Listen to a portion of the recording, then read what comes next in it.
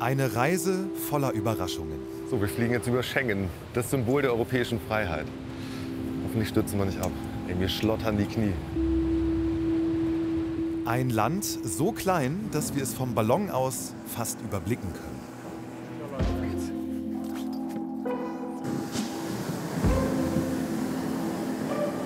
Ey, jetzt geht's los. Jetzt heben wir ab.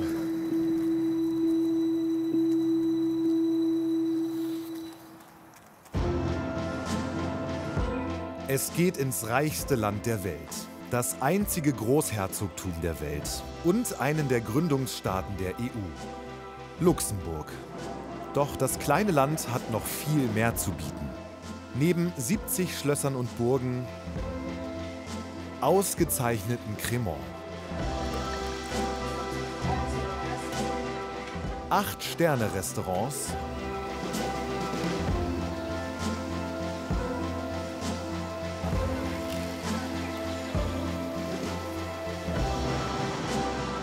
und Menschen aus 170 Nationen.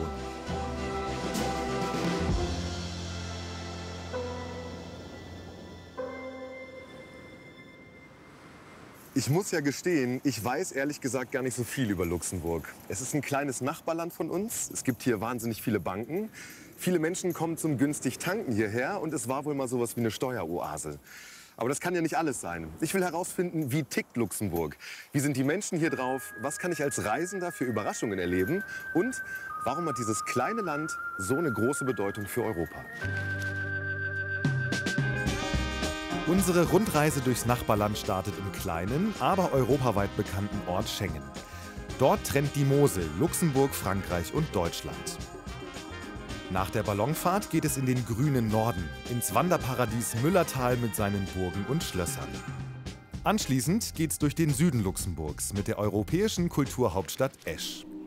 Und in der Hauptstadt Luxemburg wartet zum Abschluss noch eine große Überraschung.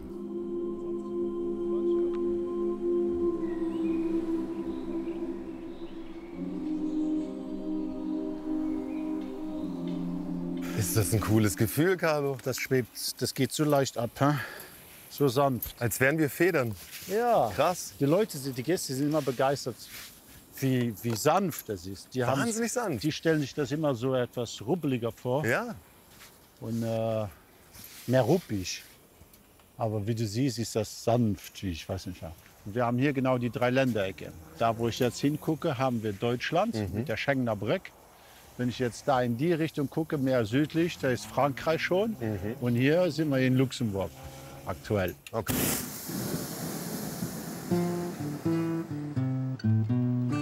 Carlo Arendt ist ein echter Luxemburger und hat seit 2008 einen Ballonführerschein. Die Gegend rund um das Moseltal ist vor allem für eine Spezialität bekannt. Carlo, hier sind ja überall so Ja, Weinberge. Hä? ja, Gibt's hier guten Wein in Luxemburg? exzellent. Wirklich? Riecht lecker. Und wir haben ja den Riesenvorteil, der liegt ja alles hier am Osthang. Und die haben den ganzen Tag Sonne. Und die Neigung von dem Hang ist so ausgerechnet auch, dass die maximale Sonne tanken, die Trauben. Und wir haben weltweit die besten Weine, aber die sind leider nicht so bekannt. Das ist Cremant. Schmeckt. Das heißt, du empfiehlst mir auf jeden Fall auf meiner Reise hier Cremant mal auszuprobieren. Ja, unbedingt. Das Geheimnis des Luxemburger Cremants erfahren wir später noch.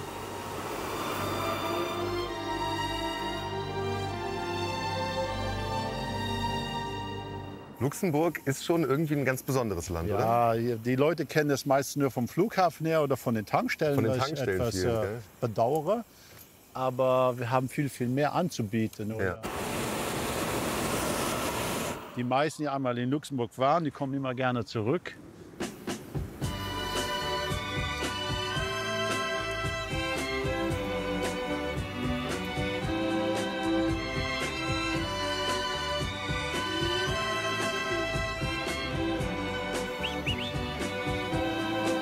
Hey, das wirkt hier schon irgendwie alles ein bisschen wie ein kleines Paradies. Das ist Safari.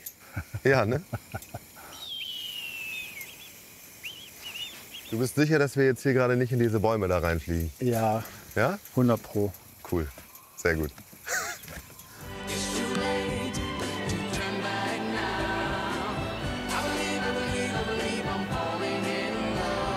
Bereitet euch vor für die Landung. Alles klar. Was heißt das? Mal, wir landen jetzt in 2 Minuten, weniger, in 2 Sekunden. Muss man irgendwas beachten? Ja, haltet euch fest. Einfach An der festhalten. Stange, an der Stange, nicht am Seil. Ja? Und hochspringen oder so? Wir landen jetzt krass. Hoppa. Wie krass ist denn das? Noch einmal. Schön war. Du bist ja verrückt. Noch einmal.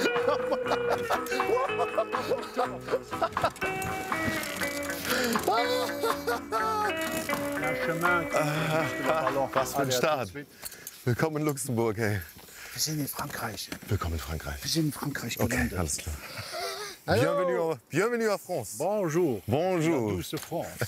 Vielen Dank für die schöne Tour. Chaque fois So klein, dass wir knapp daneben gelandet sind. Also, schnell wieder zurück nach Luxemburg. te tends les bras et tu viens vers moi.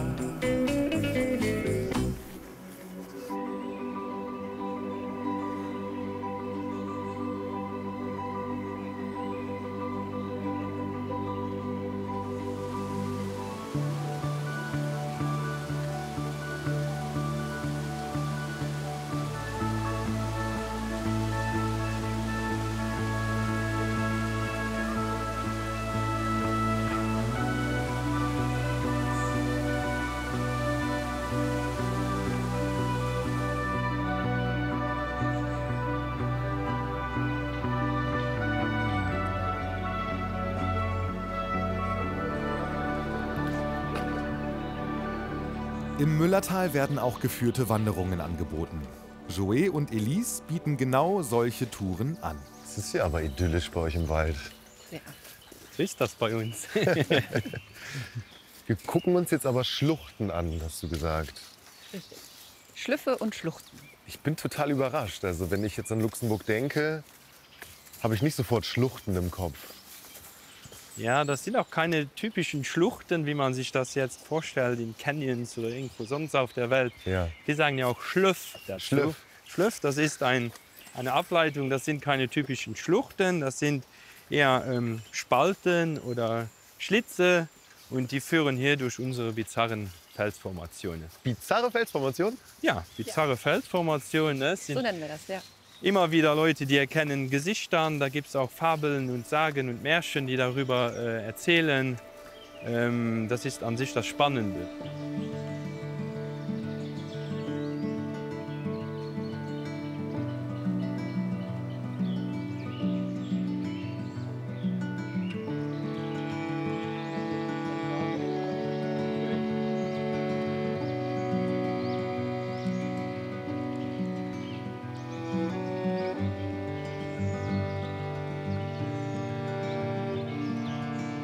Gefällt's dir hier? Ja, ich bin mega begeistert. Ich hätte es vor allem überhaupt nicht erwartet. Das ist ja auch das, wo die meisten sagen, Luxemburg, das unerwartet Schöne. Vor 200 bis 250 Millionen Jahren stand hier alles unter Wasser. Ein echtes Meer. Heute lädt die Schlucht zum Träumen ein. Ich sehe mein erstes Gesicht. Ja? Also Wo? nicht Gesicht, aber irgendwie sieht es aus wie ein Tier. Guck mal da. Eine Schildkröte. Siehst du das? Ja, mit einem Panzer. Genau. Guckt runter, bewacht das Tal. Mund auf und lacht sogar leicht.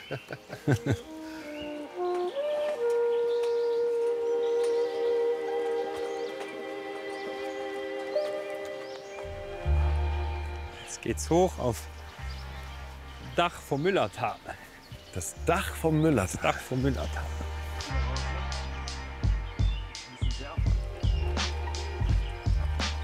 Wow.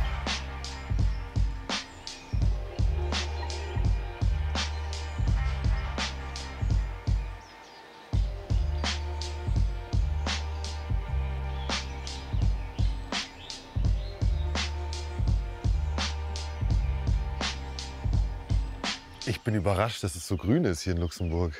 Ja, tatsächlich ist Luxemburg, hauptsächlich der Norden und Osten, ist sehr dicht mit Wald bedeckt. Und wir haben hier auch ein sehr wichtiges Naturschutzgebiet, die Natura 2000, was mit das höchste Naturschutzgebiet europaweit ist. Wir haben auch viele, die zum ersten Mal oder Luxemburg als Durchreiseland gesehen haben und dann plötzlich feststellen, wow, hätten wir nie gedacht, dass das kleine Land so schön ist. Aber nicht nur das viele Grün überrascht. Elise und Joey haben noch eine Überraschung.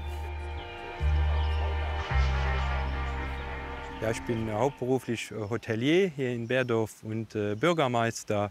Und ich habe tagtäglich natürlich mit den Gästen auch zu tun. Du bist der Bürgermeister. Ich bin der Bürgermeister hier von dem schönen Berdorf. Eine Ehre, schön dich kennenzulernen. Vielen Dank, das wusste ich gar nicht. Und du machst selber die Touren? Ja, ich mache auch selber die Touren, sei es vom Hotel aus oder auch schon mal, es gibt auch schon mal Touren, die wir ausschreiben, wandern mit dem Bürgermeister und das macht mir dann Spaß. Das Ganze mache ich immer auf meine Art und Weise, mit meinen Anekdoten.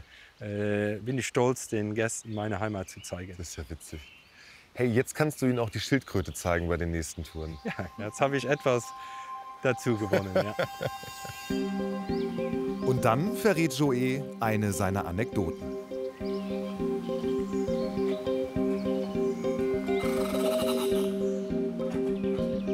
Was viele auch nicht wissen, ist, dass hier das Müllertal oft zur Filmkulisse dient. Ja, das sogar glaub ich. Hollywood-Produktionen, die hier gedreht werden. Nur Hollywood oder auch deutsche Produktionen? Auch deutsche Produktionen. Ne? Kürzlich erst Die dunkle Seite des Mondes mit Moritz Bleibtreu und Jürgen Bronhoff.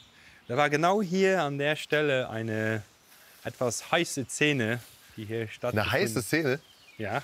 Eine Sexszene? Eine Sexszene, ja. Aha, da unten in der Höhle. Genau. Und es gibt noch etwas Unerwartetes hier.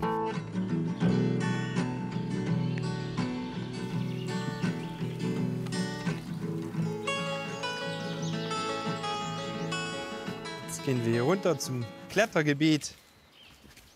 Ah, da unten wird geklettert? Ja, ja. Übrigens das einzigste Klettergebiet in Luxemburg. Ah ja. Meinst du, ich kann das mal ausprobieren? Wir schauen, ne, ob wir einen finden, der dich sichern möchte. Dann kannst du gerne dein Glück probieren. Ja, sehr gerne. Das wird ja immer enger hier.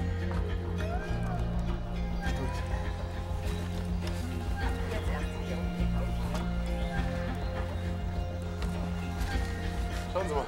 Aber schau mal, Ramon, da siehst du schon. Boah, steil. Ei, ei, ei, ei, ei. Hallo? Moin. Hallo. Moin. Hi. Der Ramon, der wird sich gerne mal an die Felsen trauen hier in Berdorf. Jay Hoffmann ist Sportkletterer und gibt sein Wissen in Kletterkursen weiter. Er ist hier regelmäßig unterwegs und hat auch schon die schwierigsten Stellen gemeistert. So, jetzt geht das Adrenalin los. Jetzt geht's los. Alles klar. Und wichtig ist wahrscheinlich mehr treten als ziehen, oder? Genau. Es kommt alles aus dem Bein. Die Hände sind nur da, um das Gleichgewicht zu halten. Okay.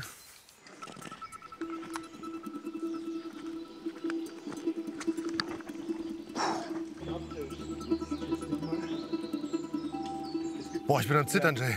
Ja, ist ein bisschen Fummelarbeit. Versuch ruhig zu bleiben. Und dann geht das. Boah. Ruhig atmen, damit die Arme nicht so schnell zulaufen. Ruhig atmen. Okay.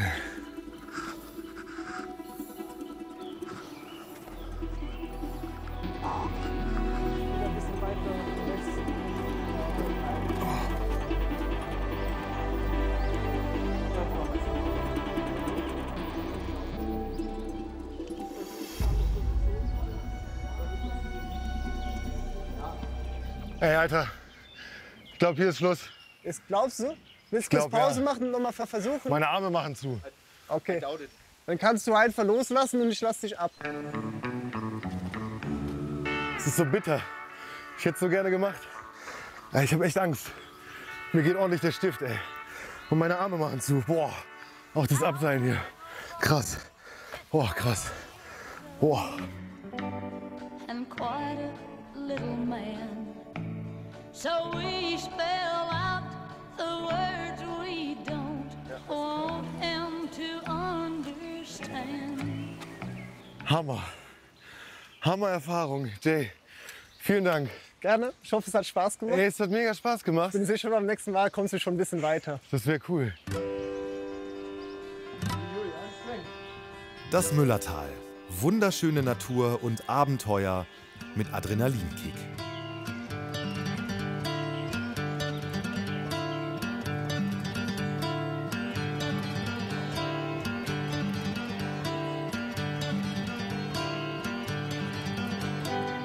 Puh, es war eine ganz schön anstrengende Wanderung gerade.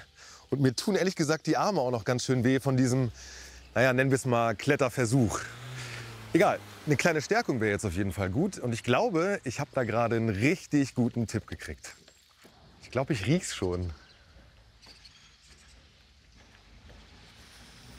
Ja, es duftet.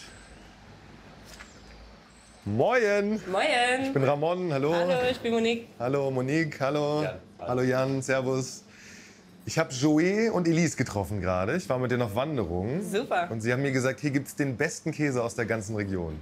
Ja, das, Stimmt das? das stimmt auf jeden Fall. Was habt ihr denn hier alles so für feine Also Sorten? wir haben lauter verschiedene Käsesorten, Ja. alle von den Tieren von unserem Hof. Verschiedene Ziegenkäse und verschiedene Kuhkäse. Und wo reifen die Käse? Die sind alle, neben uns ist direkt das Lager, da neben die Käserei. Hier vorne. Genau, kannst du Oh. gerne mal gucken. Da liegt ja das gelbe Gold. Wollen wir mal gucken gehen? Gerne. Wow. Je reviens te chercher. Die Käserei Bärdorf bei Echternach gibt es seit mehr als 40 Jahren. Monique Schmalen hat sie von ihren Eltern übernommen und dafür sogar ihr Studium abgebrochen. Se passer l'un de l'autre longtemps. Darf ich mal riechen? Ja, gerne. Wirklich? Hey, ist gut? Aber nicht reinbeißen. Naja. Dafür haben wir jetzt gleich schon eine Käseplatte. Da kannst du gerne alles probieren, was wir haben.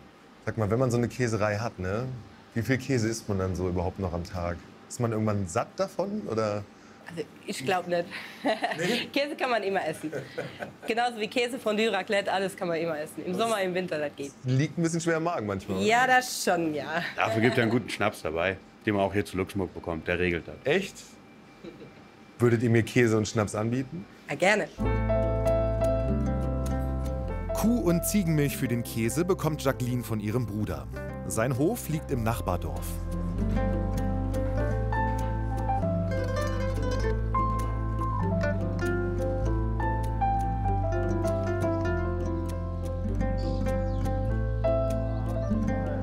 Wow, So. stark.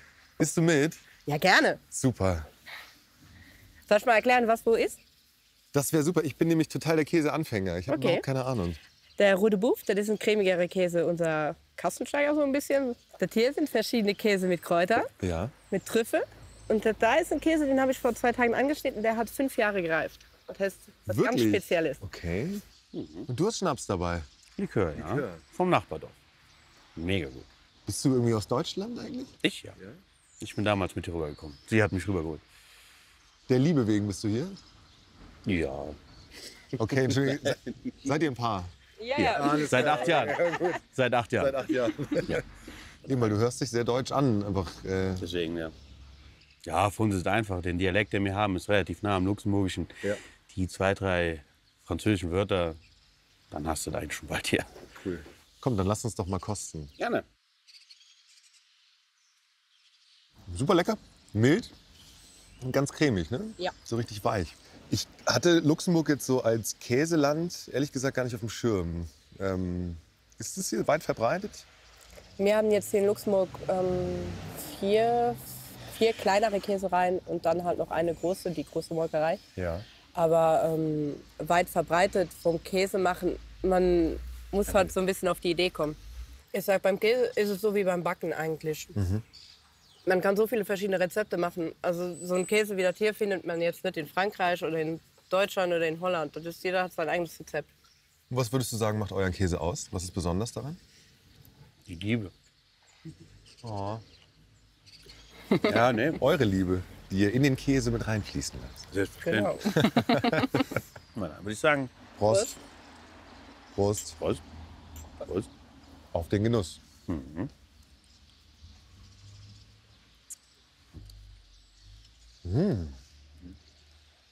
Voll fruchtig. Ja. So lässt sich leben. Wie Gott in Luxemburg. Weiter geht's durchs Müllertal.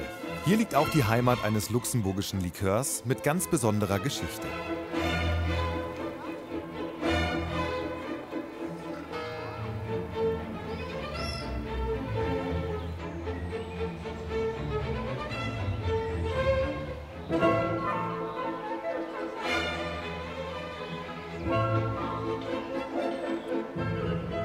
Hier im Schloss wird der Cassero, ein Johannisbeerlikör, seit mehr als 90 Jahren hergestellt. Jacqueline Kuipers ist für die Produktion verantwortlich. Ganz schön anstrengende Handarbeit.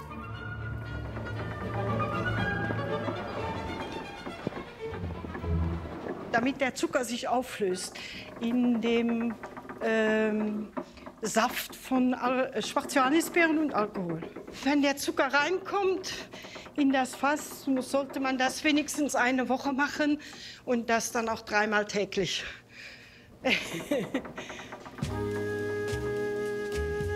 Die Johannisbeeren kommen von Bauern aus der Region. Zusammen mit dem Quellwasser sollen sie dem Likör sogar eine gesundheitsfördernde Wirkung verleihen. Jacqueline macht die allermeisten Arbeiten alleine. Etwa 5000 Liter produziert sie pro Jahr.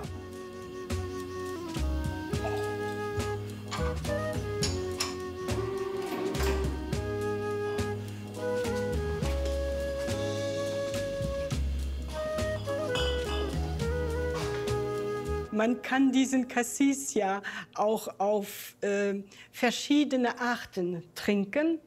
Man kann ihn pur genießen als Likör.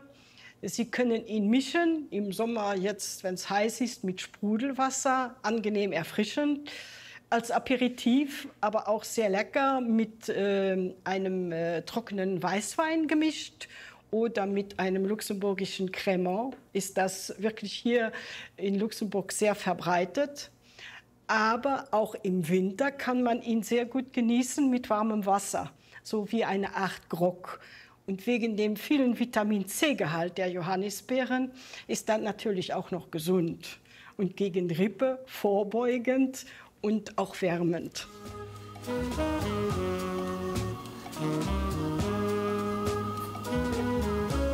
Jede Flasche ist ein Unikat.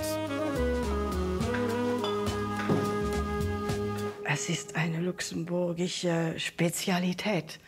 Und außerdem noch auf einem Schloss hergestellt, ist das schon ein bisschen einzigartig hier in Luxemburg auch.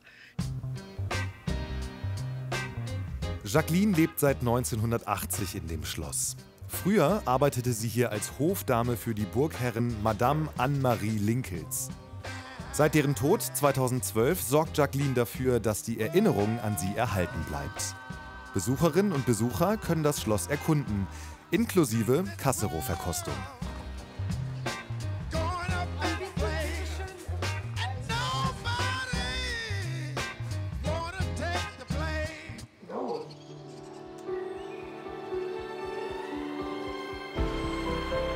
Luxemburg hat eine bewegte Geschichte und wurde wegen seiner zentralen Lage hart umkämpft. Das Land war einflussreich und hat eine der höchsten Dichte an Burgen und Schlössern in Europa.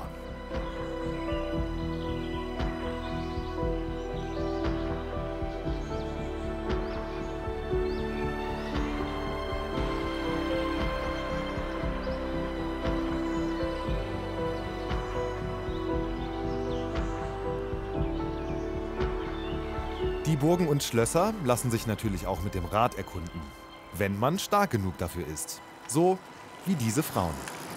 Moin! Moin! Hi! Na? Hallo! Wie geht's euch? Gut, und selbst? Wunderbar, danke. Herrliches Wetter zum Fahrradfahren, oder? Ja, vorhin hat es geregnet, aber jetzt geht's. Ihr seid die Velos Vedetten. Genau. Was heißt das? Das ist ein französisches Wort und das bedeutet berühmt. Also Velus Vedetten, Vedetten ist so ja, berühmt bekannt. Okay. Und ja, Velus Vedetten hat sich dann eigentlich angeboten. Seid ihr die berühmten Radfahrerinnen von Luxemburg? Oder warum heißt ihr so? Doch. Doch? Doch. Natürlich. Die Velos Vedetten. Sie sind ein reiner Frauenfahrradclub. 40 begeisterte Radfahrerinnen treffen sich regelmäßig zu ihren Touren. Liz van Rijswijk hatte die Idee. Es gibt keine Männer bei euch in der Gruppe. Wir sind ursprünglich ein Frauenverein, weil ja, es gibt einen Unterschied zwischen Frauen, die Fahrrad fahren, und Männern, die Fahrrad fahren. Also wir fahren eher zum Spaß und wir fahren jetzt nicht so, dass einer von uns die Beste sein will. Okay. Und das ist halt das, was uns ausmacht. Darf ich denn mitfahren? Das ist okay als Mann. Ja, wir haben ja auch ein Supporter-Team. Velos Vedetten Supporter heißen die. Okay. Das sind die Männer. Das sind unsere Männer. Die Männer sind die Supporter? Genau. Okay. Und in was supporten die? Was ist dann der Job? Einfach dabei sein. Okay. Ja, Alles klar. Es gibt eine Regel, also 2. Wir bestimmen das Tempo und wir bestimmen die Strecke. Feel my energy, intuition and ambition running through my veins. Pour out the love, let the healing begin. The birds and the bees, they got nothing. Energy, energy,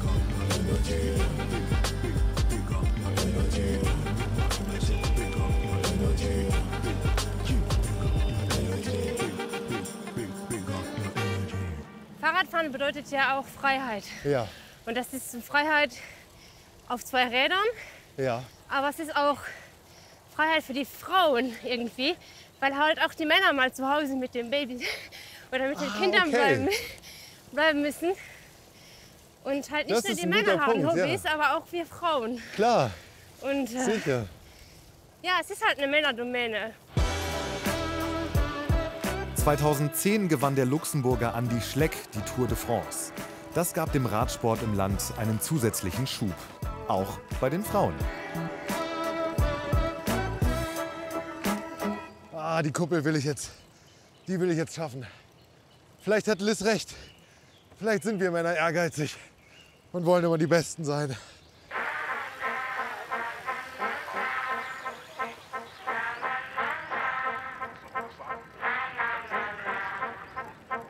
Ui, ui, ui, ui.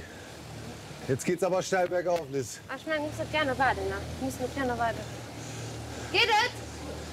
Für mich? Mit dem Tempo. Für die anderen. Hui. Ich verspießen Sie. Wo fahren wir denn jetzt eigentlich hin? Wo geht denn das jetzt hin? Zu der Burg. Zu der Burg? Von Braneburg. Die Burg von Braneburg. Burgen gehören zu Luxemburg wie die Fahrräder zu den Velos Vedetten. Aber die Frauen sind auch noch für was anderes bekannt.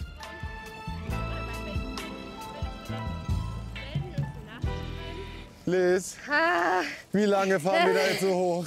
Ich habe keine Ahnung. Hey, weißt du was? So. Ich habe mal gelesen, dass ihr auch die Spice Girls von Luxemburg genannt wurdet. Ja. Gottes Willen. Woher kommt das? Ich glaube, das ist, weil wir uns selbst nicht so ernst nehmen und auch über uns selber lachen können. Ja, so wie die Spice Girls. Ja, so halt farbenfroh sind, gerne feiern, gerne singen. Ja, singt ihr gerne? Ja.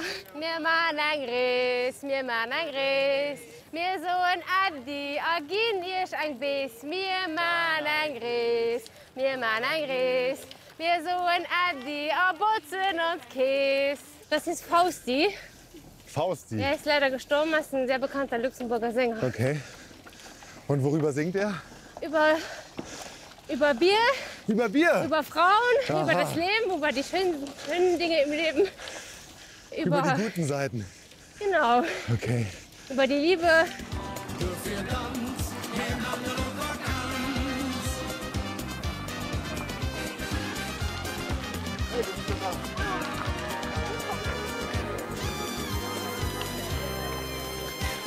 Sieht zu aus, das Schloss Braneburg. Ja, ist in Luxemburg sehr oft der Fall, dass die Schlösser zu sind. Ja? Aber es gibt halt sehr viele in Luxemburg und es ist halt so landschaftlich, sieht man eigentlich sehr, sehr oft die Burgen. Auch die Vallée des Sept Châteaux, die wir sehr oft mit dem Rad auch machen, gibt es auch sehr viele Burgen, die halt auch zu sind, aber als sehr, sehr schönes Bild. Ja? Sucht ihr euch immer so Strecken raus, wo ihr an Burgen und Schlössern vorbeikommt? Ja, nicht unbedingt, aber hier in Luxemburg ist es so, dass man halt immer eine Burg irgendwo begegnet. Das ist drauf, wir bruscht auf Bein. Katschen, Katsche, bring mal nach Patschen. Von der Mosel aus los, Spice Girls. Ich mach mir Dekadatschen, da sind Rockgewurst auf Ihr seid super. Vielen Dank. Gehen wir noch was trinken? Ja. Ja? Wunderbar. Sport mit Spaß. Dafür stehen die Velosvedetten. Aber wenn sie im Ausland unterwegs sind, begegnen ihnen immer wieder die typischen Klischees über Luxemburg. Aber was ich sagen muss, wenn man ins Ausland geht, ist das normalerweise die erste Frage, die kommt. Schon, oder? Er verdient ja sehr gut. Ja. Und das ist immer so das Erste, was man, ja. Ist das unangenehm? Die erste Frage. Ja, schon. Mhm. Ja, schon, irgendwo schon, ja. Aber gibt es noch die Frage, ist es ein Land? Ist es ein Land? Ist es überhaupt ein Land? Was soll es denn sonst sein?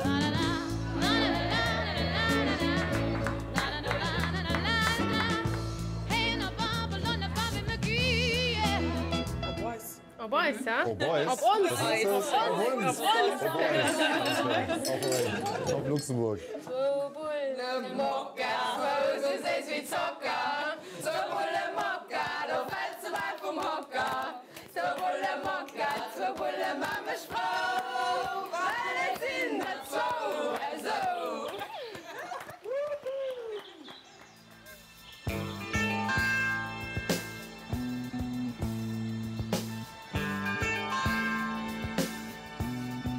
Auch einer der bekanntesten Luxemburger ist Fahrradliebhaber und mit den Velosvedetten befreundet. Denn das ist eine Besonderheit des kleinen Landes. Fast jeder und jede kennt hier scheinbar jeden. Monsieur Asselborn. Ramon. Enchanté. Nein? Wie schön, Sie zu Du sehen. hast schon gut Französisch gelernt. Ja. Gut, gut. Ich bin Ramon. Ramon, ich bin der Jean. Sie sind der Jean? Du bist der Jean. Ja, besser. Darf ich du sagen? Klar. Wie cool, dass du dir Zeit genommen hast. Ich habe das verbunden mit dem Rat ein wenig heute. Ich brauche erst um 7 Uhr zurück im Ministerium zu sein. Das Okay. freut mich, hier bei euch zu sein. Super cool. Wir fahren jetzt darauf, habe ich gehört. Ja? Gerne, ja. Wo sind wir denn hier? Kannst du mir das mal erklären? Ah, hier ist eine Seilbahn. Ja. Auf Luxemburg ist ein Seilbahn. Ein Die Seilbahn. einzige, die wir im Land haben. Okay. Jean Asselborn, Außenminister von Luxemburg und gleichzeitig dienstältester Außenminister der Europäischen Union.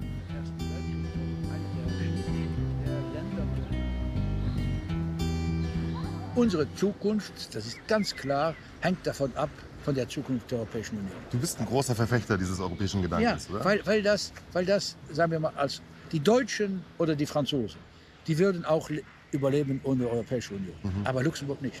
Luxemburg wäre nichts mehr.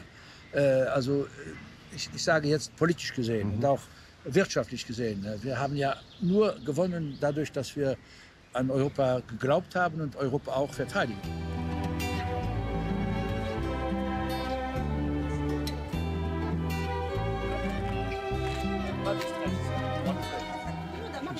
Ach, es gibt ein Bild? Ah, gibt es ein Bild? Oh, Wow, wie schön. oh la la. Merci, Madame. Nee, ich will da nicht. Nicht. Nicht seriös. Foto mit dem Außenminister. Hast du ein Merci schönes, bien. hast du ein schönes, Ein schönes hast du ein Souvenir. schönes Souvenir. Vielen Dank. Und mit diesem Souvenir im Gepäck geht's jetzt zu einem echten Highlight Luxemburgs. Das Schloss Vianden.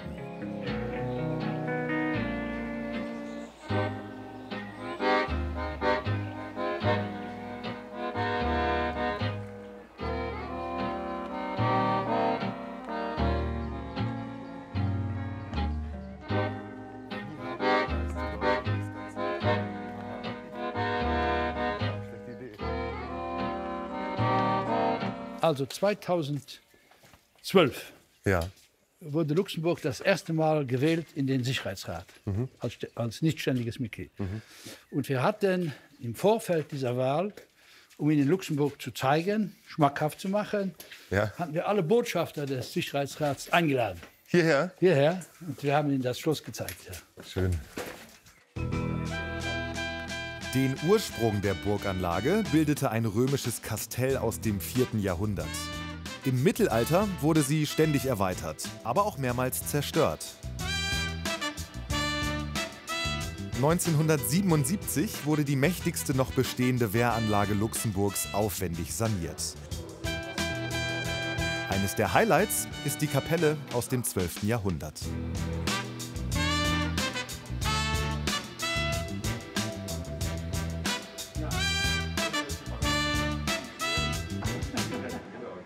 Wow. Das ist die Kapelle, Also ne? die wurde anscheinend, die war nie kaputt.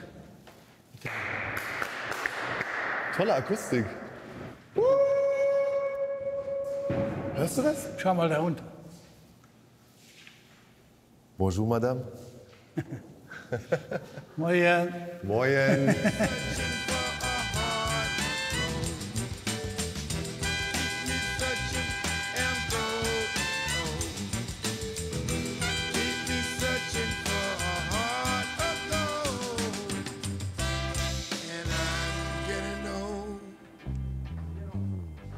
Jean, das ist schon irgendwie ein bisschen unwirklich für mich, das Gefühl, hier mit dem Außenminister von Luxemburg spazieren gehen zu dürfen.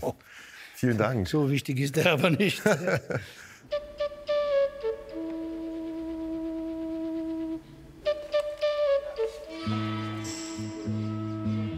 Du hast ja keine Bodyguards hier oder so. Du bist ja einfach mit deinem Fahrrad gekommen jetzt. Das ist doch schon. Also ich kenne das aus Deutschland so nicht. Ja. Das macht der Unterschied zwischen einem großen Land und einem kleinen. Ja, das ist der Unterschied. Also, ich weiß, dass, wenn ich im Ausland bin, sind ja auch überall Bodyguards. Weil das Ausland dann, also das Land natürlich auch verantwortlich für meine Sicherheit. Aber wenn ich das machen müsste, dass ich nicht mehr mich frei bewegen könnte, dann würde ich Kartoffel und Knoblauch züchten, aber nicht das machen, was ich jetzt tue. Diese Volksnähe ist ganz sicher eine Besonderheit der Politikerinnen und Politiker hier. Trotzdem spielen sie auch international eine bedeutende Rolle. Es gibt hier ganz viele Sprachen, das Land ist ganz bunt. Ist es der Grund dafür, warum es auch auf der internationalen Karte mitspielt? Also Luxemburg kann manchmal ein Land sein, was mithelfen kann, den Kompromiss zu suchen. Früher war es schon ein Vorteil, wenn man Deutsch und Französisch verstand. Mitterrand hat kein Deutsch verstanden, Kohl hat kein Französisch verstanden. Da konnte schon ein Luxemburger manchmal richtig dazwischen stehen und versuchen, das zusammenzubringen. Ich glaube, heute ist die Vielsprachigkeit ja nicht nur in Luxemburg geprägt. Aber bei uns wissen wir, dass diese verschiedenen Einflüsse, dass wir die kanalisiert haben und zu einem positiven Resultat geführt haben. So, nächstes Mal, wenn du kommst, dann sagst du mir, was du alles gelernt hast von Luxemburg. Oder wenn ich einmal zu dir komme, dann machen wir ein Bilan. Sehr gerne. Mach's gut. Es hat mich sehr gefreut. Danke, mich auch. Danke. So, jetzt müssen wir hier ein Foto machen. Von der, auch mit meinem Apparillo. Tell me how do you feel? Look into her eyes. Tell me how do you feel? She is coming our way. Tell me how do you feel? Der europäische Gedanke wird in Luxemburg wirklich gelebt. Kein Wunder, dass die offenen europäischen Grenzen hier ihren Ursprung haben.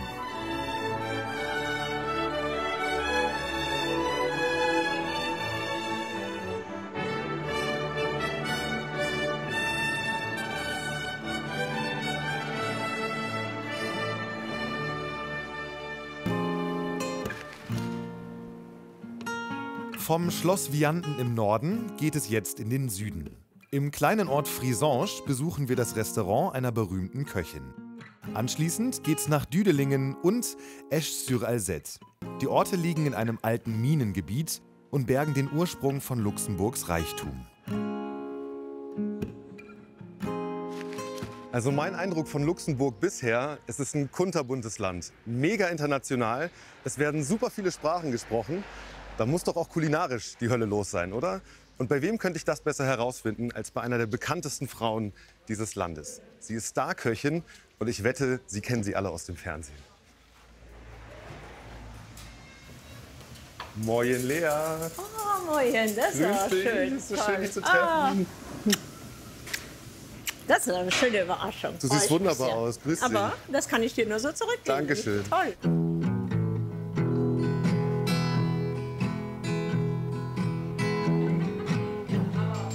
Seit mehr als 30 Jahren betreibt die Familie das Restaurant.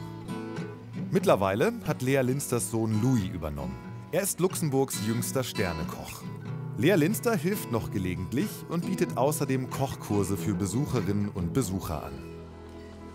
Madeleines ist ja meine Spezialität. Wir machen Eiweiß und nennt ihr das Puderzucker oder Mehlzucker? Puderzucker heißt es bei uns. Ja, weil es so Ja. puderig ist. Genau. Aber das wäre ja schön, wenn du das machst. Dann, Ja, wenn ich du dir kannst- helfen darf, gerne. Ja, bitte schön. Dann, Mach es richtig? ja, brauchst nicht so doll. Okay. Hier habe ich Butter, aber die müssen wir jetzt kochen. So, also mach Okay, schön die langsam. muss Ich setze die flüssig nur mal werden, hier ne? auf den Herd, gell? Madeleines Backen mit Lea Linster. Fantastisch.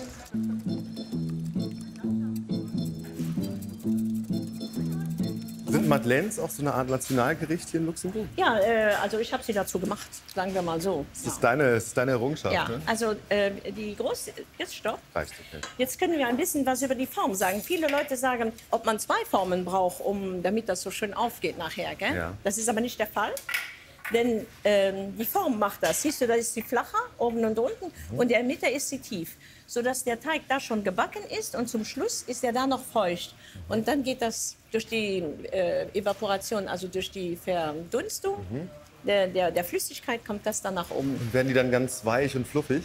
Die werden außen kross und innen so weich und fluffig, dass du dich in sie verlieben wirst. Also streng genommen sind Madeleines keine luxemburgische Spezialität. Das Gebäck wurde im 18. Jahrhundert nach einer Köchin am Hofe des Herzogs von Lothringen benannt. Aus dem Rezept macht Lea kein großes Geheimnis. Es ist leicht im Internet zu finden. Eine ordentliche Portion Butter darf nicht fehlen und Liebe. Wenn du was mit Liebe machst, wird es immer besser. Wenn man das so hinrubbelt, vergisst du die kleinen Details, du machst die Okay. falsch. Aber wenn du es mit Liebe machst, dass man schon mit Liebe die Zutaten auswählt. Ja. Weißt du, jemand, der was liebt, der weiß, was er da wählt. Aber ist das nicht Erfahrung dann oder so? Ja, das kommt natürlich dazu, Ja. aber am Anfang war die Liebe. nicht nur bei den Madeleines ist die Nähe zu Frankreich spürbar.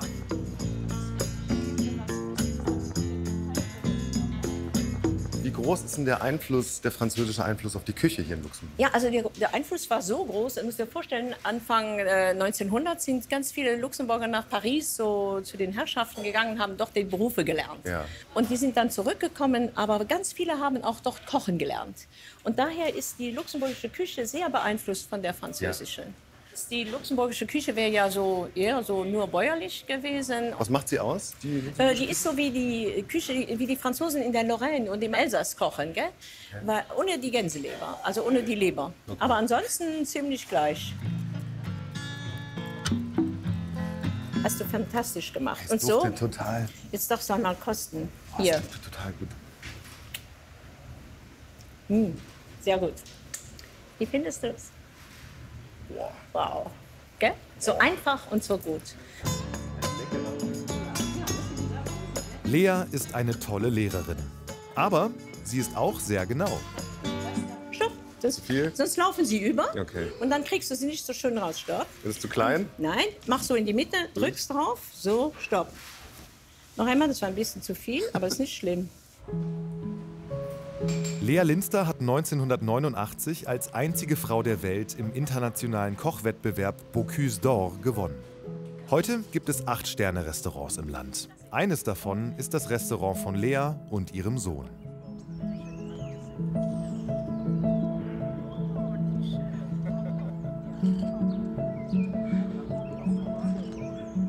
Komm, wir probieren. Ja, wir probieren. Also. Guten Appetit. Ja, und das machst du schön Kratsch jetzt. Boah, Siehst du? Wahnsinn. Und wie hast du gemacht? Es ist knusprig außen, Innen? Ist es? fluffig, saftig. Wie versprochen, ne? Mhm. Siehst du, ich halte, was ich verspreche. Vom Süßen zu einer herzhaften, typischen luxemburgischen Köstlichkeit.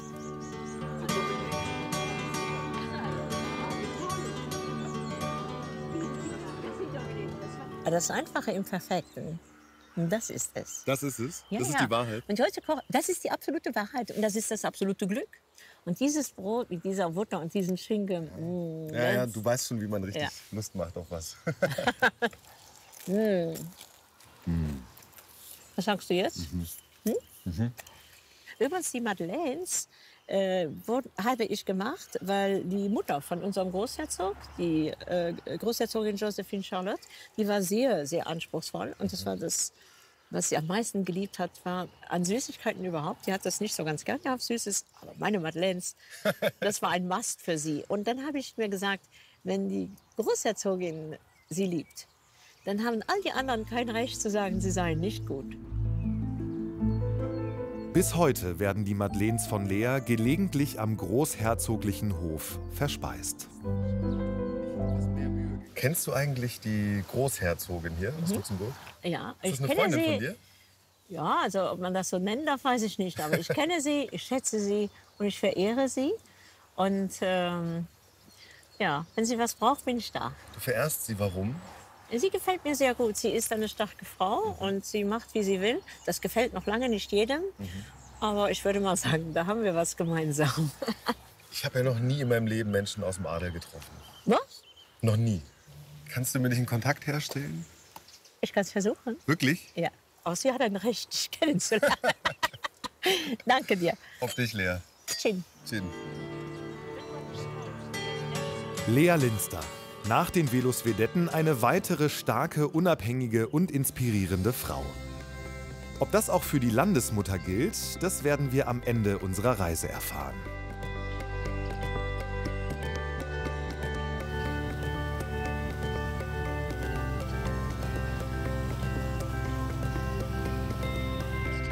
Vorher geht's in Luxemburgs Süden.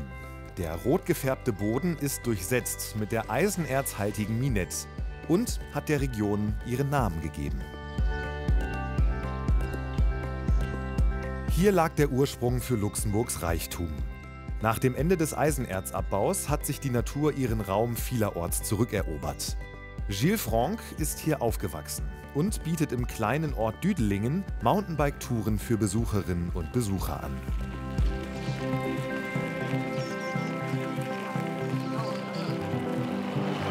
Das ist das ehemalige Gelände, wo das Eisenerz gefördert wurde. Wir haben nicht nur Banken, früher war es eben das Eisenerz. Das Land wurde reich durch das Eisenerz. Ja. Und wir fahren jetzt dahin, das ist die Rote Erde, ist sehr, sehr schön. Da gibt es auch verschiedene Sachen, die wir uns ansehen. Das sieht so krass aus. Das sieht so schön aus. Echt wie auf einem anderen Planeten. 1981 wurden die letzten Eisenerzminen geschlossen. Was aus einem alten Abbaugebiet alles entstehen kann, wenn man die Natur einfach sich selbst überlässt. Wahnsinnig schön.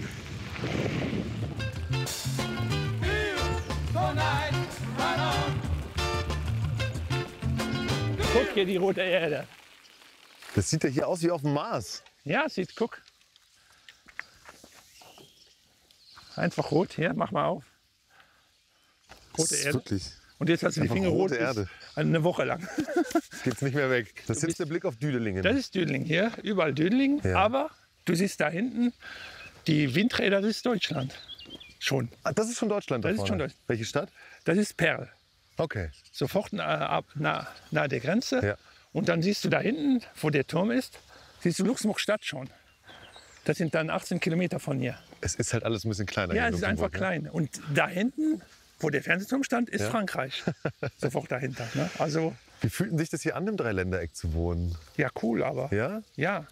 Wir sind ja überall sofort. Na, das ist ja was schön ist. Wir Ja. können zu den Franzosen einkaufen gehen, essen gehen. Wir können nach Deutschland gehen. Wir können nach Belgien gehen, ist ja auch sofort nebenan.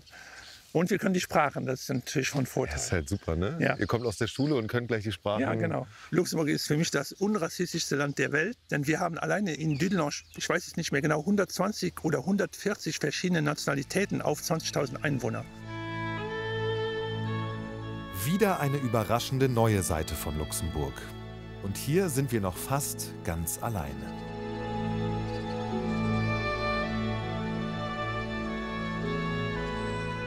Kommen hier denn viele Touristen her auch?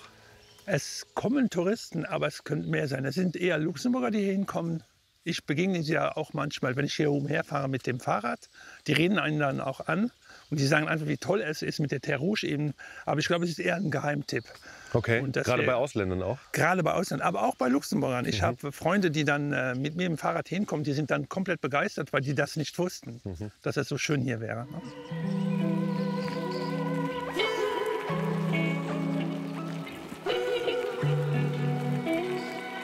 und vor allem für Mountainbike-Fans ein echtes Highlight mit unterschiedlichen Schwierigkeitsstufen. Wow. Alter, was ist das denn? Ja. Das ist ein irrer Typ. Gefährlich, ganz gefährlich. Rot, schwarz. Und wie ich dich kenne, sagst du? Ganz gefährlich. Also hier runter. Alter, das sieht total krass aus. Ja.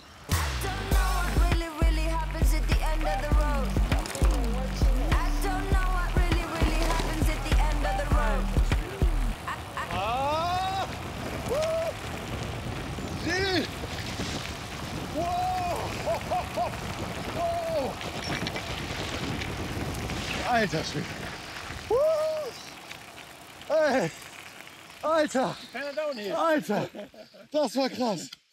Das war das Krasseste, was ich je gemacht habe. Echt? Ja. Nee, hör auf. Alter, ich dachte, ich sterbe. Es wird noch krasser. Wir finden noch was Krasseres. Komm. Wird noch krasser. Ja. Überall auf der Tour finden sich Spuren der früheren Minenarbeit. Das Eisenerzbecken lieferte über 100 Jahre Futter für die umliegenden Hochöfen. Später hat sich der Abbau nicht mehr gelohnt und wurde gestoppt. Heute ist es ein Paradies für Naturliebhaber.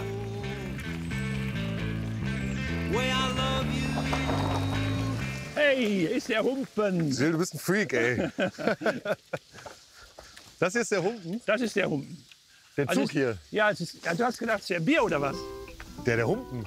Klar, ich habe gedacht, du bringst mich jetzt zu einem ordentlichen Krug Bier. Komm, wir gucken den uns mal an. Den Gerne. Humpen.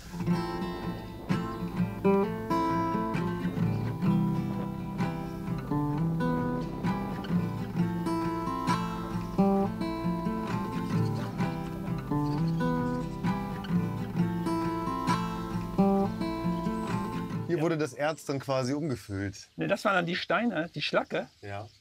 Die wurde hier reingefüllt, die war sehr warm und die hat eben geglüht noch. Ich glaube, wir in Deutschland, wir denken ja häufig, dass Luxemburg vor allem Banken ist, dass es vor allem um Steuern geht. Aber dass die ganze Geschichte hier eigentlich so sehr vom Erz und vom Eisen noch abhängig ist. Und dass damit ja auch so eine ganze Internationalität gekommen ist. Ja. Ich glaube, das wissen die wenigsten. Genau, das wissen, glaube ich, viele. Ich glaube sogar auch, die Banken sind ja nicht von irgendwo hergekommen. Da muss ja zuerst Geld sein, dass Banken entstehen. Und das ist eben damals, war das die Arbeit, die jetzt ja Achzelow heißt, Mittal. Und das Geld kam eben von da. Das haben viele Leute, wissen es nicht oder haben es vergessen.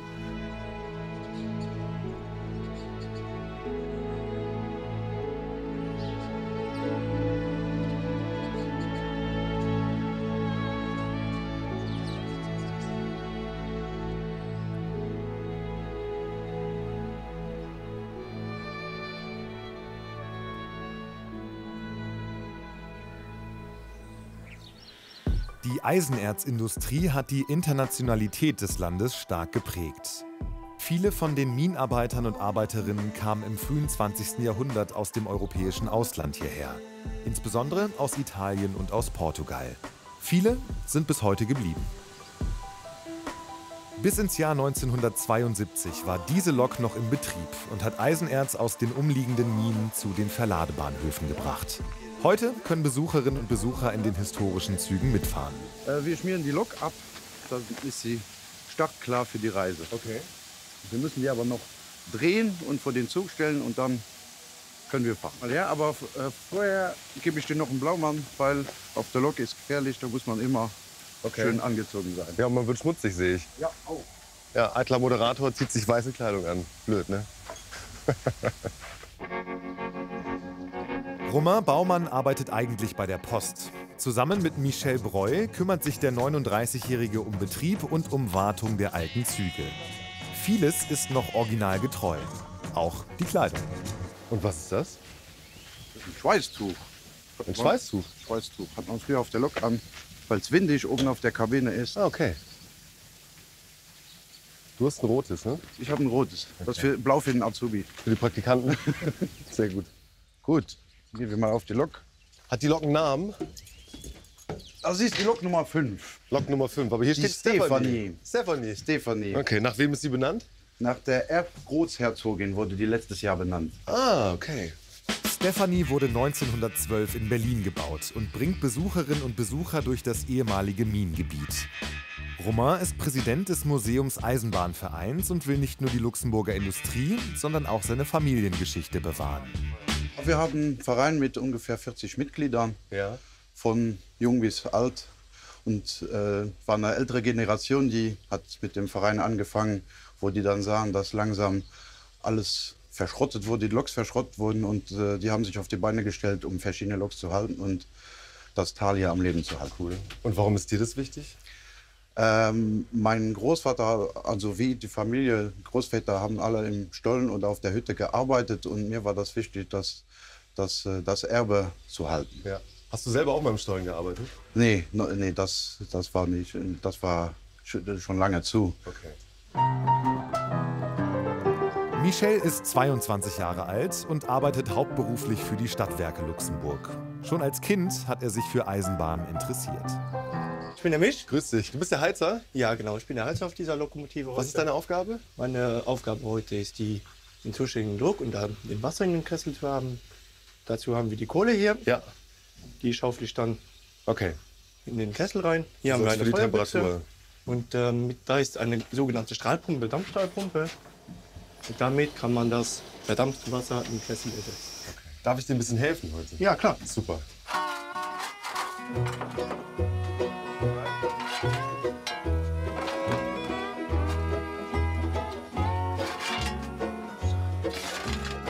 Ey, bei euch hier in Luxemburg ist Zugfahren noch richtig Handarbeit. Ja, früher war das auch wirklich und auch bei uns mit dem Dampflok, da war noch echte Handarbeit und Muskelarbeit. Ja, genau. Zu erwarten. Ne? Man wird dreckig. So, habt ihr genug Feuer? Ich weiß nicht, passt das? Dein Feuer ist gut. Okay. Wasser haben wir auch. Gut. Ich würde sagen, Dann fahren wir geht's. los. Alles klar. Dann Bremse lösen. Du kannst den nach vorne machen. Und die hier auch lösen. Auch nach vorne? Nach vorne, ja. Gut. So, jetzt müssen wir warten, bis die Bremse entleert ist. Das siehst du dort. Ja, wenn es hier auf Null ist, dann ist nicht mehr in der Bremse drin. Gut. Und jetzt können wir in den Bahnhof fahren. Dann einmal pfeifen, einmal umschauen, ob keiner vor der Lok ist. Dann kannst du den Hebel öffnen. Okay. Mit Schmackes oder nur ein bisschen? Langsam. Langsam, okay. Man braucht schon ein bisschen Kraft. Ja, das merke ich, ja, stimmt. Noch ein bisschen? Noch ein bisschen.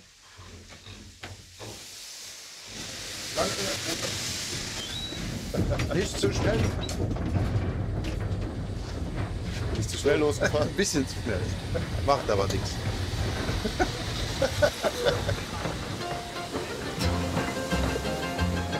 Jetzt müssen wir noch die Waggons abholen und dann kann's auch schon losgehen.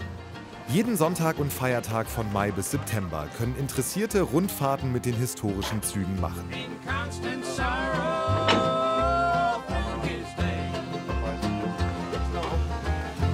Wie sieht's aus? Sind wir bereit? Ja, Nicht, dass wir Verspätung bekommen. Ja. Können wir früh ran? Okay. Ouvertüre, bitte einsteigen.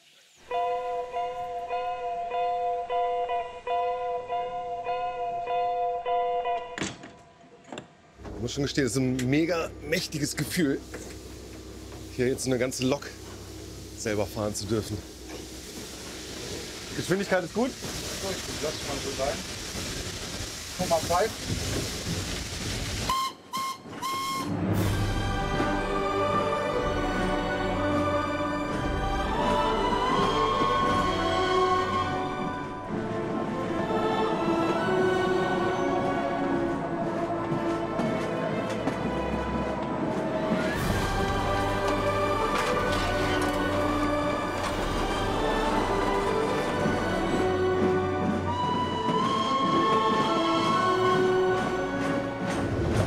Was war hier früher? Die Strecke diente nur für den Eisenerzabbau im Fond de Gras. Das heißt, die Strecke wurde gebaut, nur um Güter, also das Eisenerz zu fördern. Da war nie Personentransport. Deshalb ist die Strecke auch sehr kurvenreich, weil die nah am Berg gebaut wurde. Und hier wurde überall Eisenerz abgebaut? War ein Schweizer Käse hier auf dem Berg. Wirklich. Da gibt es einen alten Tagebau und da kommen aus verschiedenen Richtungen kamen da Schmalspurbahnen, die das Eisenerz in die großen Waggons rumgeschüttet haben. Ja. Gingen dann von hier ins Land oder auch ins Ausland.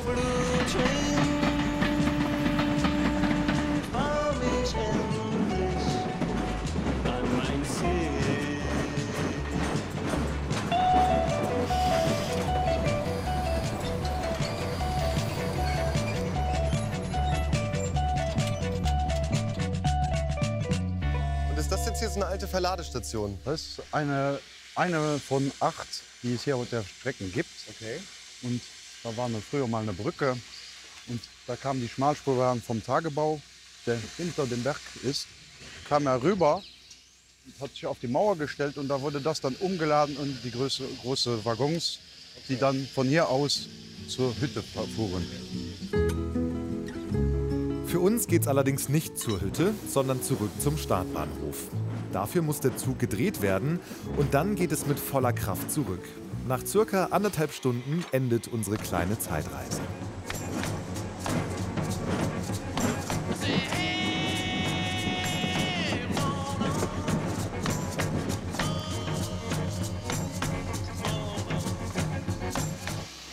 Vielen Dank für die coole Tour. Es hat so großen Spaß gemacht. Dankeschön. Zum ersten Mal in meinem Leben durfte ich eine Lok fahren. Sehr schön, du hast das gut gemacht. Dankeschön. Das ist kein einfacher Job, den ihr habt.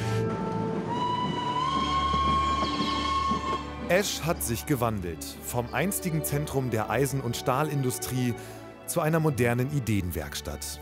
2022 trägt die Stadt den Titel Kulturhauptstadt zusammen mit weiteren Gemeinden aus der Umgebung.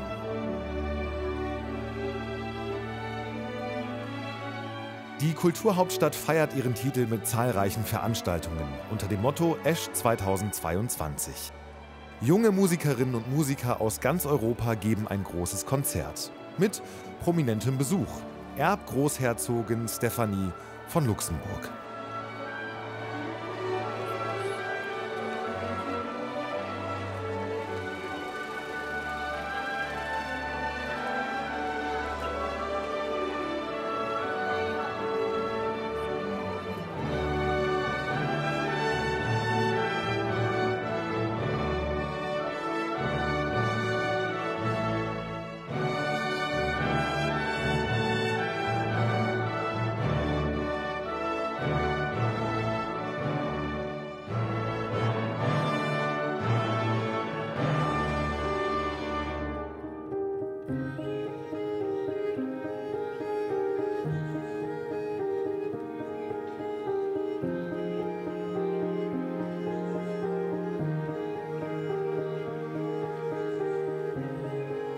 Zurück in Schengen an der Mosel. Die kleine Gemeinde im Dreiländereck ist nicht nur wegen des europäischen Abkommens bekannt, sondern auch als Weinbauregion. Hier wachsen die Trauben für den Luxemburger Crémant besonders gut.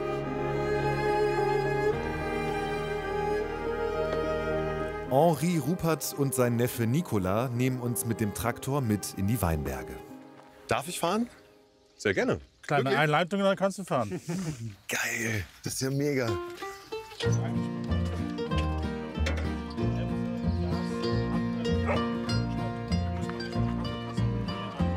Kleiner Kindheitstraum. Fährst du mit? Sehr gerne. Hier oben? Muss ja einer aufpassen, ne? Ja, bitte. Handbremse lösen. Ja, können wir los.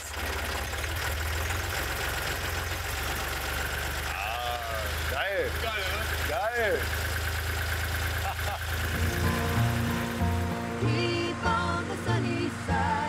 Die Familie Rupert baut schon seit 1680 Wein an. Ihre 20 Hektar Weinberge sind im internationalen Vergleich ein eher kleines Anbaugebiet. Aber hier zählt vor allem die Qualität. Ja, guter Moment, sagen wir mal, weil die Trauben anfangen in die Blühe zu kommen. Hier sieht es man ganz gut. Das sind die Blühen und jede einzelne Beere blüht. Die sind ja noch ganz klein. Die sind noch ganz klein. Ist schwer vorstellbar, dass das mal Trauben werden. Ja, wirklich. Und welche Sorte ist das jetzt hier? Grauburgunder. Wir sagen Pinot Gris. Pinot Gris? Der französische Begriff, ja. Ja. Macht ihr das alles von Hand eigentlich hier? Die Traubenlese findet bei uns 100% von Hand statt. Ja. Okay. Das ist eigentlich der einzige Weg, wie man garantieren kann, dass die Ware 100% sauber ist. Ja.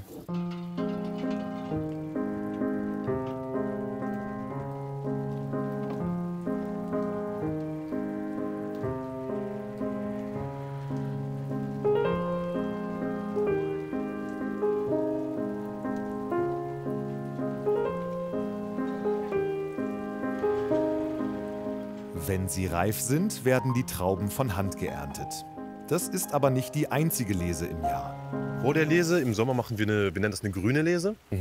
Und da geht es eigentlich darum, die unreifen Trauben zum Teil wegzuschneiden.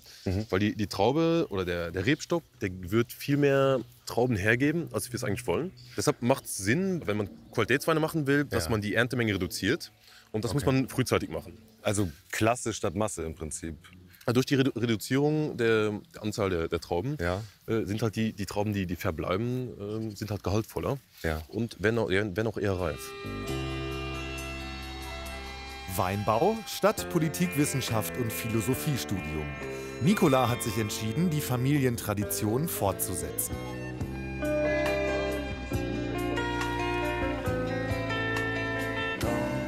Was fühlst du, wenn du hier so zwischen den Reben stehst? Wie geht's dir denn so? Was macht es mit deinen Emotionen? Ich finde, in Weinberg ist der entspannendste Ort überhaupt von der Arbeit. Ich meine, Winzer ist natürlich eine Arbeit, aber ist auch irgendwo fast ein Lebensstil, würde ich sagen.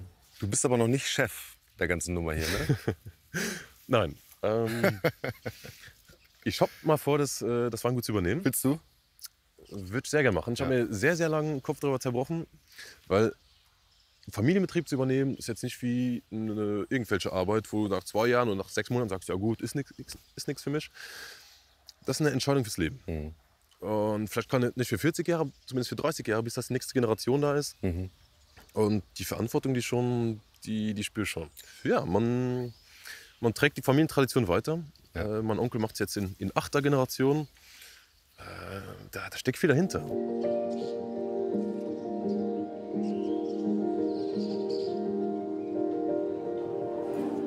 Weinverkostung in der hauseigenen Weinstube ist von Mittwoch bis Sonntag. Dann kann natürlich auch der in Luxemburg beliebte Crémant probiert werden. Er ist dem Champagner sehr ähnlich, darf wegen seiner Herkunft aber nicht so genannt werden.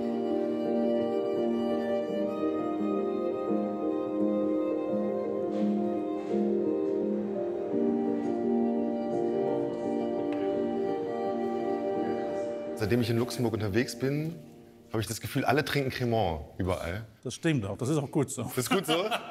Aber was ist denn das überhaupt? Und zwar hat man sich damals als diese Methode Champenoise, als wir das nicht mehr auf das Etikett schreiben durften, hat Luxemburg sich an das französische Crémant-System angegliedert. Und dadurch dürfen wir jetzt heute Crémant produzieren. Die Fabrikation selbst ist eigentlich 1:1, wie das in der Champagne auch gemacht wird. Das heißt, man hat einen Grundwein, der im Edelstein oder im Holz ausgebaut wird. Nach der ersten Gärung kommt der Wein in eine Champagnerflasche. Dort setzt man ganz genau 24 Gramm Zucker pro Liter zu. Und aus diesen 24 Gramm Zucker entstehen sehr, sehr präzise 6 Bar Druck. Und diese 6 Bar Druck, dadurch, dass das Gas nicht aus der Flasche raus kann, es entsteht CO2, Kohlendioxid, und dieses Kohlendioxid imprägniert sich in der Flüssigkeit. Und das sind die Bläschen, die wir nachher haben und natürlich auch suchen. Ne? Auch beim Crémant spielt der europäische Gedanke eine Rolle. Esprit Schengen, so heißt so viel wie der Geist von Schengen. Die Idee dahinter ist eigentlich, dass wir Trauben nehmen aus den 3 Ländern, aus dem Dreiländereck. Das heißt Französisch, Deutsch und Luxemburgisch. Das heißt, wir wollten an sich diesen Gedanken der offenen Grenzen auch wie nur viel weiterdenken und ihn in eine Flasche packen.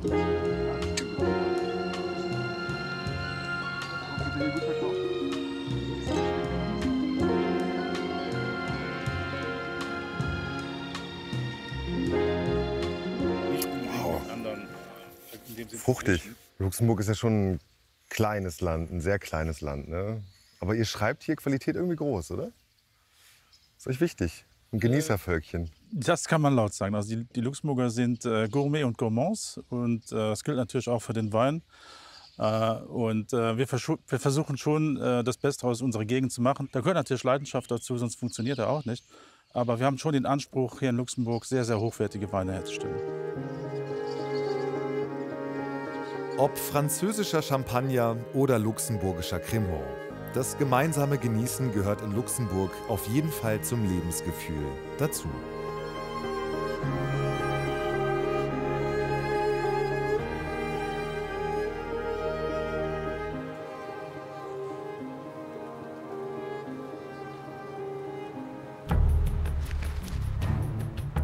Zum Abschluss geht's ins Herz Europas, nach Luxemburg-Stadt. Hier leben 114.000 Menschen aus 170 Nationen. Und hier ist auch der Sitz des einzigen Großherzogtums der Welt.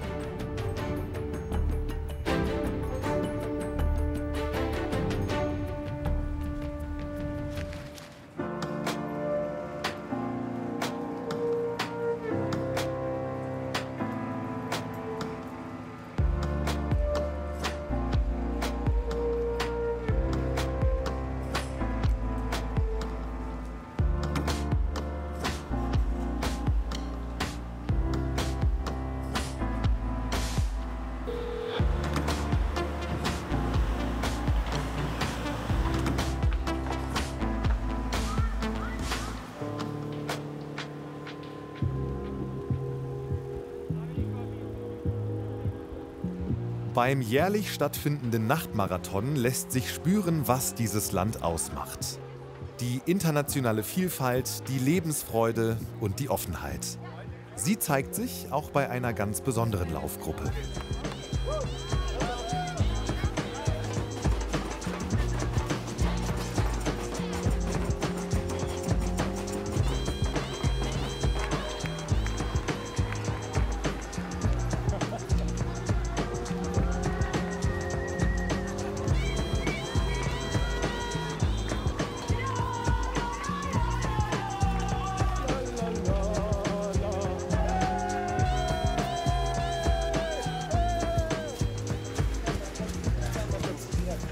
Aha, servus. Hey.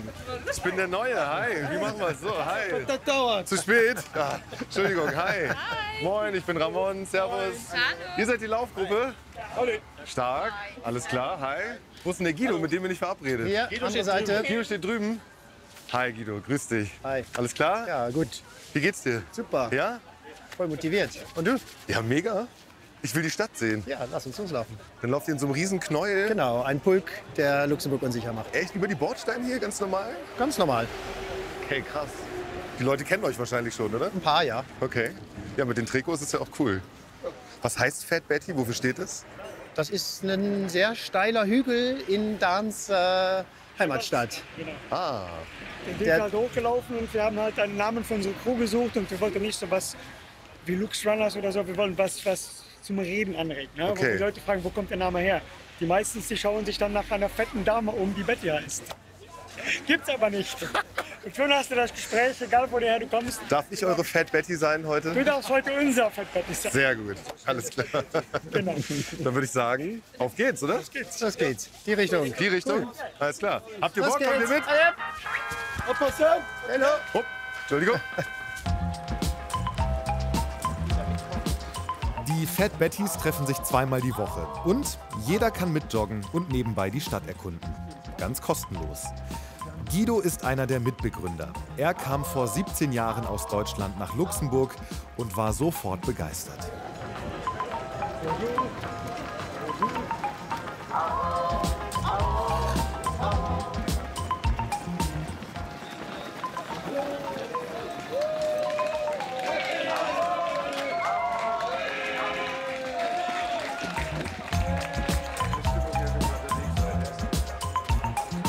Was mir an meinem allerersten Abend, ich war hier in einem Club raus, direkt aufgefallen ist einfach die Vielfalt an verschiedenen Nationalitäten, Kulturen, Sprachen, Hautfarben und dass das meiner Meinung nach hier extrem gut funktioniert. Seid ihr so eine internationale Gruppe? Wir sind sehr international. Okay, wo kommen die Leute alle her?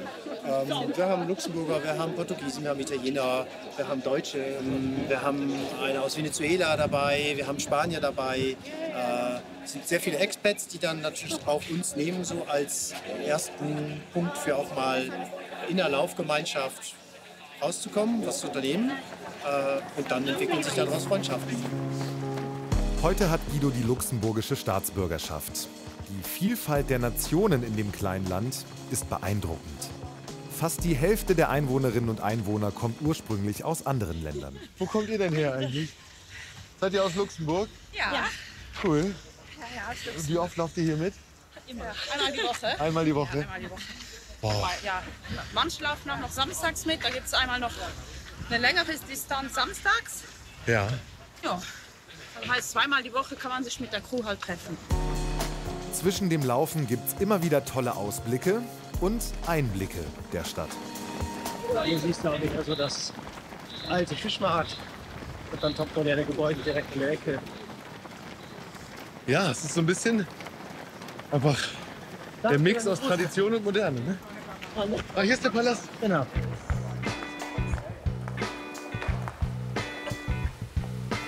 Luxembourg City, very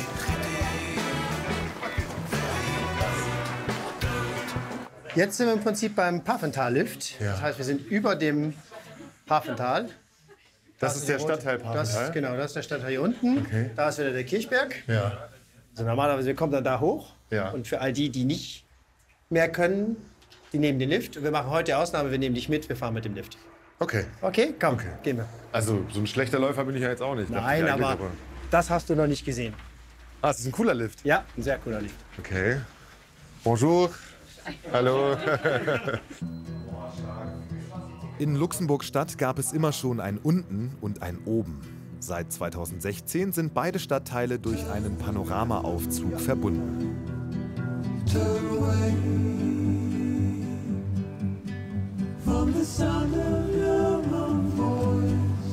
Die beiden unteren Stadtviertel, Grund und Klausen, waren früher Armenviertel. Der kleine Fluss diente als Abwasserkanal. Heute sind die kleinen Handwerkshäuser liebevoll restauriert. Und mittendrin ein riesiger Skatepark. Das ist ja ein mega schöner Ort hier, Wahnsinn. Ja, ist wirklich cool. Also ich finde die Stelle auch perfekt ausgewählt und natürlich extrem schön. Ja, total krass. Wenn man dann noch fahren könnte. Kannst du es? Nein. Nee? Kannst du? Nee, leider nicht. Mein Eindruck ist jetzt so ein bisschen, es ist wie eigentlich eine große Stadt, ein großes Land, was so ein bisschen zusammengedrückt wurde und so ein bisschen geschrumpft. Kennen sich denn viele Menschen untereinander hier? Weil es ist ja nicht so groß, es sind nicht so viele Menschen. Ja, da kennt man sich schon. Wirklich? Ja. Das Sprichwort ist ein Dorf. Genau. Echt, ja? Also die richtigen Luxemburger also jetzt nicht jeden, aber wenn du jemanden kennenlernst, der kennt jemanden, den du auch kennst. Echt, ist das wirklich so? Ja. Sehr schön. Das heißt, wohl oder übel? Ihr könnt keine Geheimnisse haben eigentlich. Ihr müsst immer aufpassen, was ihr macht. Ne? Am Sonst, besten, du hast kein Geheimnis.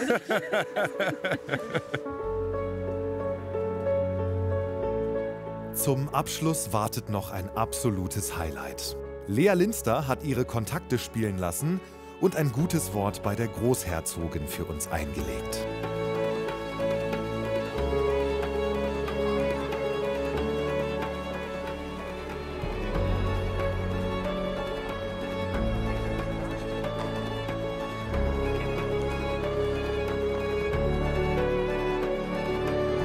Ich bin ja eigentlich zum Urlaub machen hier mit Freizeitklamotten und so. Das ist jetzt das Schickste, was ich auftreiben konnte. Ich hoffe, das passt für die Großherzogin. Ich habe keine Ahnung, welche Sprachen sie spricht. Ich habe gehört, sie spricht 6. Ich weiß nicht, wie ich mich verhalten soll. Ich bin super aufgeregt, aber es wird schon. Bonjour, Monsieur. Bonjour. Bonjour, ça va? Ça va très bien. Ich bin David. Du sprichst Deutsch? Ja. Ich bin Ramon. Grüß dich, David. Willkommen. Danke. Wir können gerne gehen. Wirklich? Ja. So schnell geht das? Ja, so schnell geht das. Du bist angemeldet, deshalb. David, was muss ich beachten? Eigentlich nichts. Du bist gut angezogen. Ja? Passend. Du musst jetzt nur guten Tag, Eure königliche Hoheit sagen. Okay. Dann der Rest läuft von selbst. Okay, das kriege ich hin. Wird alles laufen.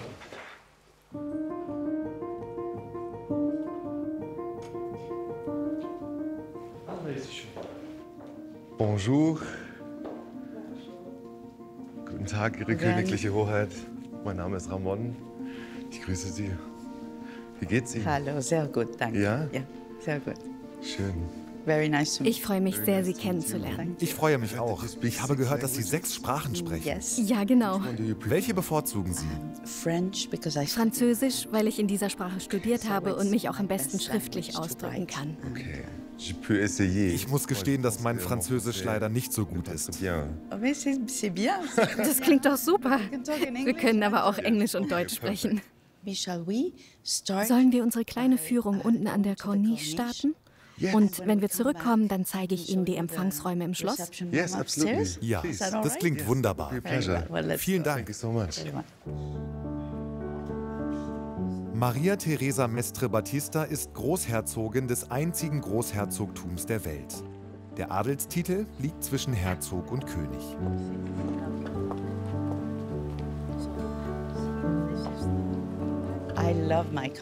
Ich liebe mein Land und auch diese Stadt. Ich lebe seit meiner Hochzeit vor fast 40 Jahren hier in Luxemburg. For 40 years. Yes. Hola, hola. Hola. Ich kann also wirklich sagen, dass das hier mein Zuhause ist. Am Valentinstag 1981 heiratete Erbgroßherzog Henri von Nassau seine heutige Frau. Seitdem ist sie die mächtigste Frau im Land. Ihre Wurzeln liegen in Kuba. So here we are. Da sind wir. Hier hat man einen sehr schönen Ausblick. Das da unten ist der Stadtteil Grund. Ja, das ist der Grund. Das hier ist einer meiner Lieblingsplätze. Da drüben ist der moderne Teil von Luxemburg. Und hier unten der älteste Teil der Stadt. Das sieht ja historisch aus. Es ist wunderschön. Dieser Stadtteil gehört heute zum UNESCO-Weltkulturerbe. Und das erzähle ich voller Stolz, denn ich bin auch Sonderbotschafterin der UNESCO. Putting UNESCO to the honor. You have a great view here. Yes. Man hat von hier oben einen wunderbaren Blick. Aber vermissen Sie manchmal Ihre Heimat Kuba? Wissen Sie, ich habe Kuba verlassen, als ich gerade mal 3 Jahre alt war. Deswegen kann ich mich nicht mehr an sehr viel erinnern. Aber ich fühle mich noch heute sehr stark mit meinen kubanischen Wurzeln verbunden und meinem kubanischen Temperament. Sehr sogar. Das empfinden Sie also noch heute? Oh ja, sehr sogar. Aber als ich hier in Luxemburg ankam, wurde ich so herzlich von den Menschen hier aufgenommen. Das hat mich sehr berührt, auch bei unserer Hochzeit. Und ich habe das Gefühl, dass auch die Menschen sehr dankbar sind für die Wärme, die ich ihnen entgegenbringe. Das ist meine Latina-Seite.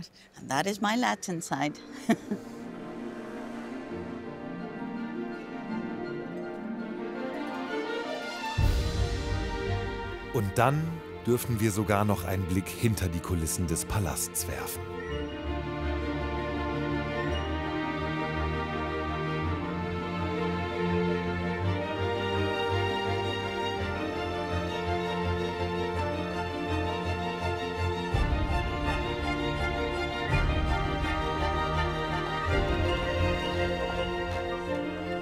And this room we're going in is we call it the. Diesen Raum nennen wir Salon des Rois. This is a room where Hier empfängt mein Mann die Botschafter bei ihrem Antrittsbesuch. Und hier empfangen wir auch andere offizielle Besucher und tauschen uns mit ihnen über ihre und unsere Anliegen aus. Das ist also ein sehr repräsentativer Raum. Oh ja. Die Großherzogin zeigt mir ihren ganz persönlichen Stolz.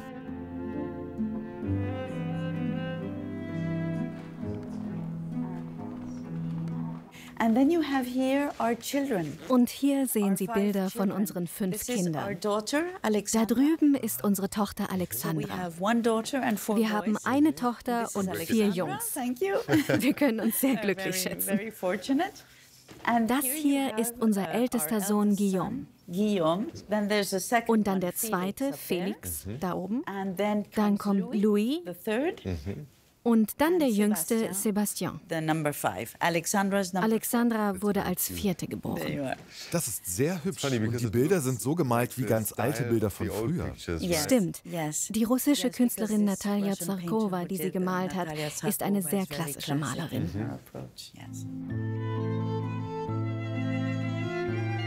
Zum Abschluss verrät sie mir sogar noch ein Geheimnis.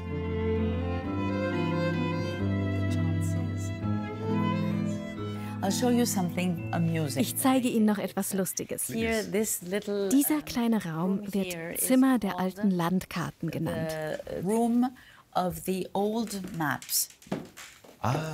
Hier finden Sie an allen Wänden historische Landkarten von Luxemburg. aus den unterschiedlichsten Epochen.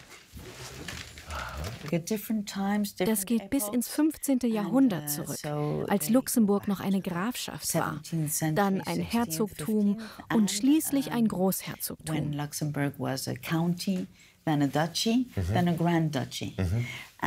Und eines Tages, als ich mir das hier angeschaut habe, fiel mir ein freier Platz auf. Da fehlte irgendeine Karte. Okay.